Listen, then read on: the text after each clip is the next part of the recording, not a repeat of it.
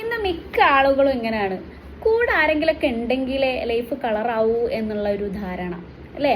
ചിലർ പറയും അവനുണ്ടെങ്കിലേ അല്ലെങ്കിൽ അവളുണ്ടെങ്കിലേ ഒരു രസമുള്ളൂ, പോകാനൊരു വൈബുള്ളൂ, അല്ലെങ്കിൽ തിന്നാനൊരു വൈബുള്ളൂ, കുടിക്കാനൊരു വൈബുള്ളൂ, ഇരിക്കാനൊരു വൈബുള്ളൂ, അങ്ങനെയൊക്കെ പറഞ്ഞ് അല്ലേ? എന്നും ഒരാൾ വേണം, എന്നൊരു ഡിപ്പെൻഡ് ചെയ്തിട്ട് കൂടെ ഒരാൾ വേണം എന്നുള്ളൊരു ധാരണ ഉള്ള ഒത്തിരി പേരുണ്ട് നമ്മുടെ സമൂഹത്തിൽ. ഒന്നാലോചിച്ച് നോക്കി, എന്നും എപ്പോഴും ഇവർ നമ്മുടെ കൂടെ ഉണ്ടാവുമോ? നമ്മൾ ഈ ലൈഫിൽ എപ്പോഴെങ്കിലും ഒറ്റപ്പെട്ടു പോകൂലേ? ആ സാഹചര്യത്തിൽ നമ്മൾ എന്ത് ചെയ്യുക? ശരിക്കും പറഞ്ഞാൽ അങ്ങനത്തെ ധാരണ നമ്മൾ മാറ്റണം എന്നുള്ളതാണ്.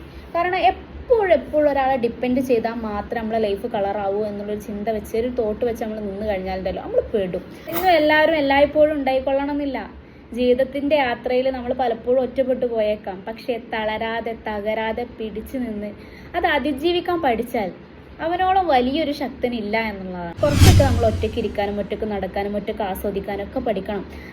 തനിച്ചുള്ള ആ ഒരു ഒറ്റപ്പെടലിൻ്റെ ആ ഒരു ഏകാന്തത നമ്മൾ ഇഷ്ടപ്പെട്ട് തുടങ്ങിയാൽ അതിലോളം മനോഹരമായിട്ടുള്ളതൊന്നുമില്ല. കാരണം പഠിച്ചു വെക്കുക എല്ലാ പാടും എന്നുള്ളത് തന്നെയാണ്. അപ്പോൾ ഒറ്റയ്ക്ക് എന്നുള്ളത് ആസ്വദിക്കാൻ പഠിക്കുക. Growth your mind, change your life. By.